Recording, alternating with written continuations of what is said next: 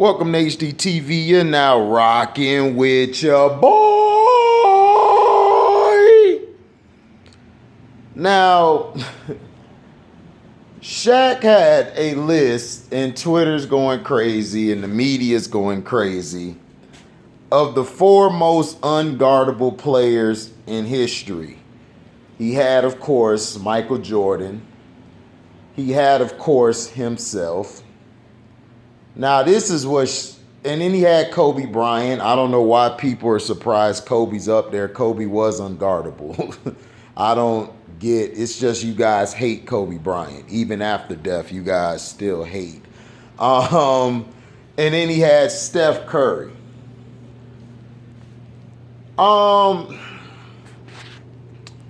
People have to understand.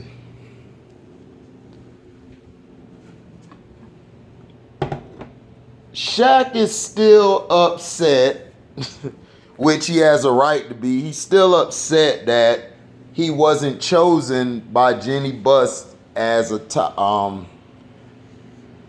Trying to see, was it him? What the hell is that?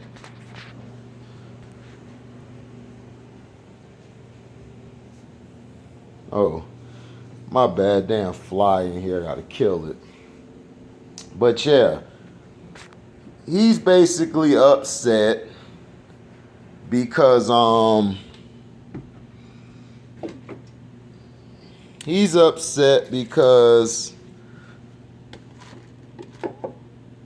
Jenny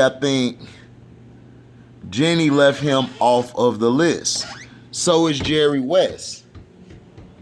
They're pissed off at Jenny Buss for doing that. But I understand why Jenny Buss did what she did. Jenny Buss did that because Jenny Buss, she wanted to appease that crybaby on her team named LeBrownies. She knows if she doesn't put him in the top 5 of Lakers, he's going to pout. He's going to be sending shots in the media like a little girl would do. Now, Shaq picked those as the most unguardable guys. That's his list. I don't have a problem with Shaq. People think I hate Shaq. I don't hate Shaq. Shaq just wasn't a real great basketball player to me.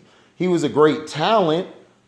He was a top 5 talent to be that big and to move the way he did. That was amazing. LeBron is too. If I had to pick the 5 most talented players that played in the league, them 2 guys would be in my top 5. But as far as basketball, like skill on the court, the things that you do to affect the game, to me, the most unguardable players, first of all, you would put Wilt number 1. Wilt would be the most unguardable player. Then I would go Kobe Bryant. Then I would go Mike. Then I would go Akeem Olajuwon. Akeem was very unguardable. You could not guard that dream shake or guard what he was doing. And then 5, I would put Larry Bird. That would be, to me, the most unguardable player. Steph Curry, you can guard Steph Curry. Steph's not hard to guard. Shaq, you can guard Shaq because all you have to do is push Shaq to his left in the post, and he's going to fail. Chris Webber talked about this. Webber said all you do is just push him to his left.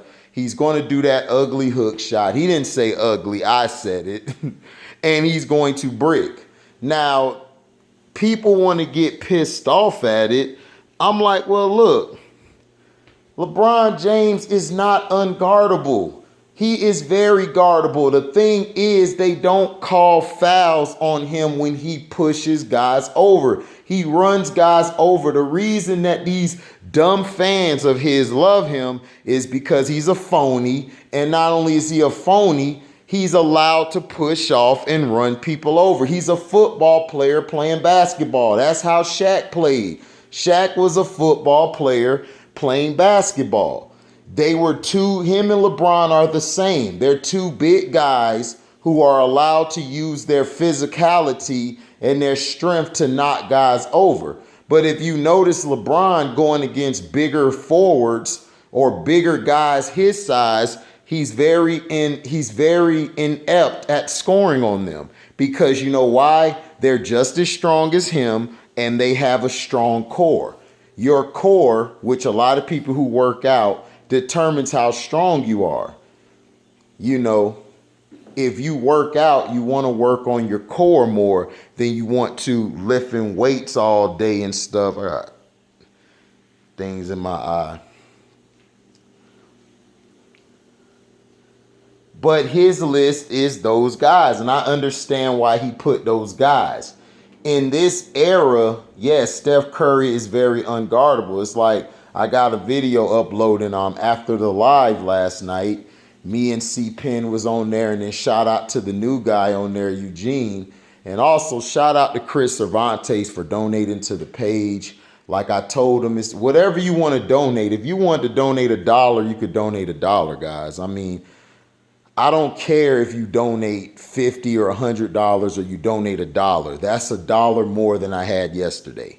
And it would be very appreciative if y'all do that, because I put in this work not because I want to, it's because I love to do it. This is my passion. I could do this stuff. I've been doing videos and I haven't even gotten donations like that. But I don't complain because I'm happy at what I get. I'm happy that God has blessed me to see another day, because today I couldn't have been here. So you guys who donate, y'all can donate. Y'all can donate $1 if you want to. Like 10 people donate $1. That's $10. That's $10 more than I had yesterday. It's not a problem donating, guys. Now, if you're having problems donating, just let me know and I'll go to your Cash App and I'll see what the deal is. Now, sorry for that side note. And thank you for all the fellas. Everybody came by. Nick Jacobs, T, Joe Cool as always for that Kwame Brown thing. Everybody. Valentine, LB, always come through. Always talk about himself. He wants that New York and Lakers thing so bad. I swear he does. But I feel him. If I was in New York, I would want it too. But I don't see a problem. I understand why Shaq made it the 4 most guardable. He's basically saying the most unguardable. Like I said, my list would be Wilt, Mike, Kobe, Hakeem. Those would be my first 4. If you were doing 4, I would say them. I can't say that. I would have Wilt, Kareem was unguardable. His sky hook was unguardable. So I slapped myself in the face. I messed up on that one. I would put Mike, I would put Kobe, and I'll put Hakeem. Those would be my 5 guys who are unguardable. They were very unguardable. Larry Bird is also in that sentence. Isaiah Thomas was unguardable.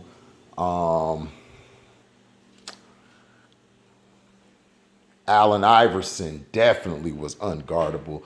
They had to change the rules for him, so I might have to put Iverson over Kobe in most unguardable because, they changed. I'll have to put him over Mike. I would put it Wilt, I would put it Kareem, and I would put it Iverson. To me, those are your top 3. They had to change the rules to stop all 3 of those guys. They changed rules. They didn't change rules for Mike. So I would put AI 3. I would put Kobe over Mike. Because Kobe, they didn't make rules to enhance Kobe's game. Kobe made his own rules and created his own style. Mike was great. He was unguardable. But if you had the right team and stuff, you could guard Mike. Kobe, the same way. You could guard Kobe, but it would be a little tougher because Kobe had more range. That's why I always would put Kobe over Mike when it came to the greatest scorers, because Kobe could shoot, and you have a combination of if his shot's off, Kobe's getting to the foul line or Kobe's getting you in the blocks and he's scoring, and he was ambidextrous. He could finish left and right. Mike could do the same thing, but Mike wasn't as strong going left as Kobe was. But my most unguardable, I had to change it. I say Wilt, I say Kareem, I say Allen Iverson, I'll say Kobe and Mike. I would say that. Or no, excuse me. I got to change that again. I would put Hakeem up there because Hakeem's dream shake was unstoppable. So I would put him fourth. I know I'm changing a lot, guys, because it's hard. You have to really sit down and think. I'm doing this on the fly because I'm trying to clean up and I'm trying to get everything together because I got to go back to work tomorrow. I would say Wilt, Kareem, Allen Iverson, Hakeem Olajuwon, and then I would say Michael or Kobe would be fifth. They would be fifth. Those two are very unguardable. Jerry West is honorable mention. Elgin Baylor. But that's who I would say is the most unguardable. But what Shaq said, everybody's making it out to be a diss. I believe it is. Shaq did not like how Jeannie Buss left him off of the Lakers top 5. And he feels like LeBron James has not put in enough work to deem himself a top 5 Laker, which he hasn't. That's why I'm saying we're living in an age of idiocy. And that's why I told LB, like, he made a point, like, well, New York against LA would sell. Yeah, back in the day, because you had New York, they marketed the teams. They don't market the teams. It don't matter where you go. If Kevin Durant would have went to Sacramento would instantly be a favorite for the NBA championship. They would be, because you know why? It's Kevin freaking Durant. If this was the NFL, New York versus LA would be popping because they have two big markets. And the NFL promotes the logo, they promote all of their teams. But in the NBA, they market one player. If Steph Curry didn't come up how he did, Golden State would have never sniffed the finals. They would have never sniffed it at all. So it doesn't matter anymore. All that talk about, man, the Knicks, if the Knicks win, it'll be worth more than Brooklyn. Yeah, in New York, because that's a New York Knicks-based city. I mean, it's the truth.